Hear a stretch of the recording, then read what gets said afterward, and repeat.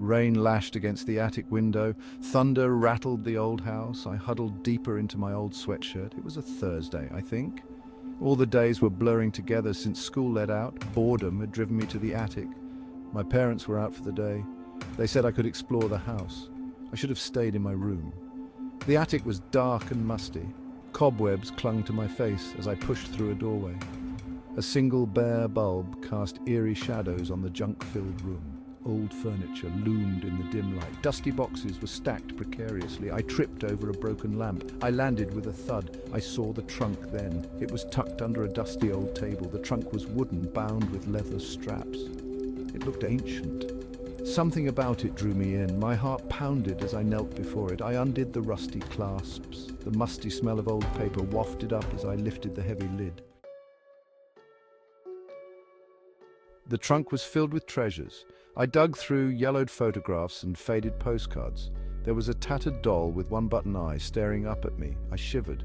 At the bottom of the trunk I found it. It was a small, leather-bound book. The leather was cracked and dry, but the book felt warm in my hands, like it was still alive. I opened the book. The pages crackled in protest. The handwriting inside was elegant. It was written in faded ink. I recognized the date at the top of the page. It was from over 50 years ago. My grandmother would have been a little girl then. Suddenly I wasn't bored anymore. I was captivated. The letter was addressed to someone named Charles. I didn't recognize the name. My family had lived in this house for generations, but there was no Charles in our family tree, at least none that I knew of. I read the first line of the letter out loud. My dearest Charles, if you are reading this, then fate has led you to my secret. Goosebumps erupted on my arms. A cold draft swirled around me. The single bulb flickered. The shadows in the room seemed to twist and writhe. I read on, my heart pounding in my chest. The letter spoke of a hidden treasure. My great-great-grandfather had supposedly amassed a fortune. But instead of leaving it to his family, he'd hidden it. He'd left clues, though. Clues hidden in plain sight, clues scattered throughout the city, and this letter held the key to finding them. The letter was cryptic. It was filled with riddles and puzzles. Each one was a clue leading to the next location. The writer of the letter believed that Charles was the only one who could solve them, the only one who could find the treasure. But who was Charles? And why did my great-great-grandfather trust him with such a secret? The letter mentioned a clock tower. It spoke of a hidden symbol.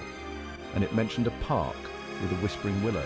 These were all places I knew, places I had passed 1,000 times without a second thought. Now they held the key to a mystery. I felt a thrill course through me. This was better than any video game. This was a real-life treasure hunt. I spent the rest of the day poring over the letter. I deciphered the riddles one by one. Each solution led to another location in the city. I marked each spot on an old map of the city. The map was tucked into the letter. It showed the city as it was 50 years ago. Many of the streets had changed names since then. Some of the buildings didn't even exist anymore. The first riddle mentioned a clock tower. The only clock tower in our city was the one on top of the old courthouse downtown. The riddle said to look for a symbol where the shadow of the clock hand fell at precisely 3 o'clock. I checked the time. It was already past 2. I had to hurry. I raced downstairs. I grabbed my bike from the garage and pedaled furiously. Rain was still coming down. The wind whipped against my face. I didn't care. I had to get to the courthouse before it was too late.